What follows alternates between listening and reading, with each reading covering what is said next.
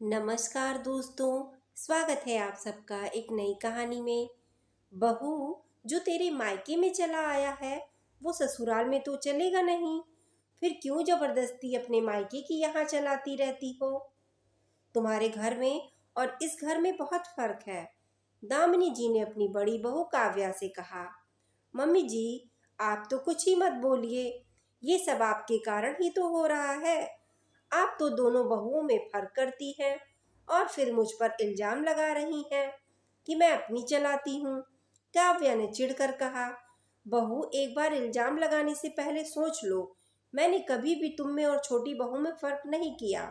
अच्छा, तो फिर छोटी बहू के लिए तीज त्योहार पर लहरिया की साड़ी, श्रृंगार का सामान सब कुछ आ रहा है, पर मेरे लिए क्यों नहीं? ये फर्क नहीं तो और क्या है? बहू, तुम्हें तो हमारे रीति रिवाज पसंद नहीं है। हर बार तुम यही कहती थी कि मेरे मायके में ये सब चोचले नहीं होते। ये सब तो आपके घर में चलते हैं। हर बार तुमने हमारे घर के रीति रिवाज का मजाक बनाया है, फिर आज क्यों बुरा लग रहा है? ये कहकर दामिनी जी उस कमरे के बाहर निकल गईं। दामिनी जी के ऐसा कहने पर काव्या ने अपने पति सुधीर की तरफ देखा तो सुधीर ने भी व्यंग्यात्मक हंसी हंसते हुए कहा, तुम्हें क्यों बुरा लग रहा है? तुम्हारे मायके में तो ये सब नहीं चलता है। अब तुम्हारे हिसाब से हमने तुम्हें ट्रीट करना शुरू कर दिया तो बुरा क्यों लग रहा है? पर सुधीर, मैं भी इस घर की बहू हूँ। साक्षी तो हर कोई आगे से आगे पूछता है, जबकि वो तो मेरी देवरानी है। उसका ओहदा मुझसे छोटा है और मुझे कोई पसंद नहीं करता, जबकि मैं घर की बड़ी बहू हूँ। बताओ, मुझे बुरा नहीं लगेगा क्या? महज ओहदा बड़ा होने से क्या होता है? उसके लिए बड़प्पन भी दिखना पड़ता है, दूसरों के प्यार और भावनाओं का सम्मान भी करना पड़ता है। तुमने तो बस हमारे यहाँ का मजाक ही बनाया है, जबकि साक्षी ने परिवार को दिल से अपनाया है। तुम खुद जानती हो कि तुम में और साक्षी में बहुत फर्क है। ये कहकर सुधीर कमरे से बाहर निकल गया। कमरे में रह गई सिर्फ काव्या। सुधीर की बातों को याद करते हुए थकी हारी सी काव्या पलंग पर जाकर बैठ गई। आखिर वो गलत तो नहीं कह रहा था। उसे याद आया हो वो सब दिन इस घर में बहू बनकर आई थी। ससुराल में सबने उसके कितने अच्छे से स्वागत किया था। सास ससुर, पति सुधीर, देवर विजय और छोटी ननंद भव्या, सबने उसे सिर आंखों पर बिठाया था। पर हमेशा एकल परिवार में अकेली रही काव्या को उसकी कद्र ही नहीं हुई। ननंद देवर उसके पास आकर बैठते तो चिढ़ जाती।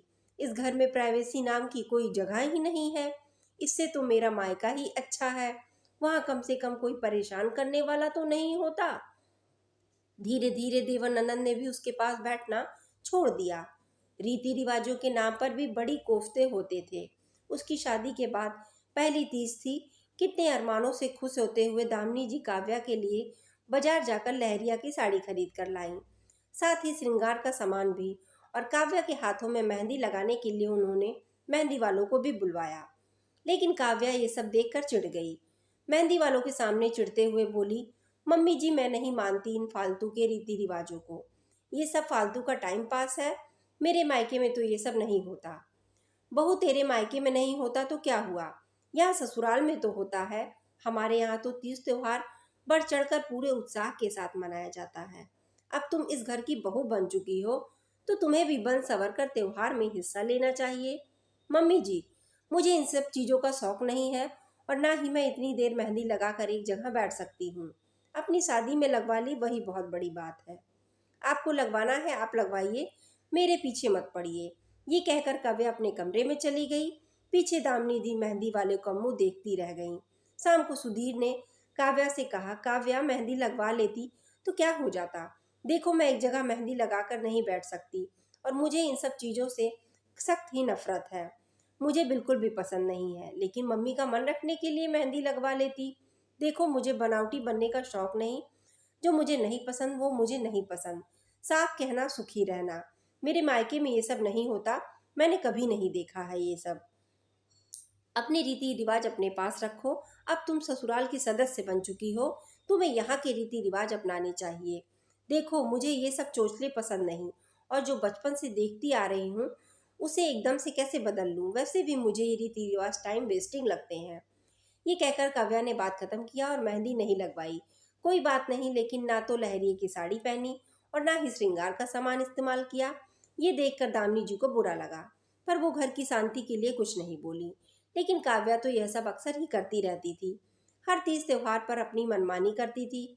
उसे ससुराल के रीति रिवाज से, उनके तौर तरीकों से कोई लेना देना नहीं था। वो उनके मायके में नहीं होता था, इसलिए उसे यहाँ भी पसंद नहीं था वो सब। एक बार सुधीर ने उसके इस बारे में मायके की बात की तो काव्या ने घर पर आकर काफी झगड़ा किया, यह कहकर कि तुम मेरे मायके जाकर मेरी बुराई करते हो। उसके बाद दामिनी जी ने सुधीर को इस बारे में बात करने से मना कर दिया। साथ ही हर तीज त्योहार पर अपनी तरफ से उसके लिए तोहफे लाने बंद कर दिए। बस वो उसके हाथ में पैसे दे देती थी कि तुम्हें जो खरीदना है अपनी पसंद का खरीद लेना। लेकिन अभी 3 महीने पहले ही देवर विजय की शादी हुई साक्षी के साथ। साक्षी घर में सबका मिलजुल कर साथ देती थी और उसका विश्वास सबने घर पे जीत लिया था। तीज त्योहार में बढ़ चढ़कर वो हिस्सा लेती और तोहफे भी जल्दी से स्वीकार कर लेती। तीज का त्योहार आने वाला था। दामिनी जी ने काव्या के हाथ में पैसे रख दिए कि वो अपने लिए जो लाना चाहती है ले ले, पर साक्षी के लिए खुद बाजार जाकर साड़ी और श्रृंगार का सामान लेकर आई। अब मेहंदी वाली साक्षी को मेहंदी लगा रही थी कि साक्षी ने दामिनी जी से कहा, मम्मी जी भाभी जी को बुला लीजिए, वो भी मेहंदी लगवा लें। दामिनी जी का मन तो नहीं था अंदर जाकर काव्या को बुलाने का, पर साक्षी के कहने पर उन्हें बुरा न लगे ये सोचकर वो काव्या को बुलाने कमरे में गईं। लेकिन काव्या तो लड़ने के मूड में बैठी थी। आखिर साक्षी को इतना अटेंशन क्यों दिया जा रहा है? इस कारण उसने दामिनी जी और सुधीर में बहस कर ली। तभी बाहर सब आके हंसने और खिलखिलाने लगे, और इसके लिए वो खुद ही जिम्मेदार थी। अब उसके पास 2 ही रास्ते थे, या तो अपना ईगो लेकर बैठी रहे और हमेशा अकेली रहे, या फिर अपने ईगो को छोड़कर परिवार के साथ मिलकर रहे। उसने दूसरा रास्ता चुना और अपने कमरे में उठकर बैठ गई। उसे वहां देखकर पहले तो एकदम शांति छा गई, लेकिन जब उसने कहा कि वो भी मेहंदी लगवाना चाहती है तो सब लोगों के चेहरे मुस्कुराहट लेकर उसके स्वागत किए। हालांकि गलतियां तो आज भी करती है, पर अब परिवार वाले लोग मिलजुल कर सब कुछ संभाल लेते हैं। तो दोस्तों, आपको कहानी कैसी लगी कमेंट में अपनी राय जरूर शेयर करें। धन्यवाद।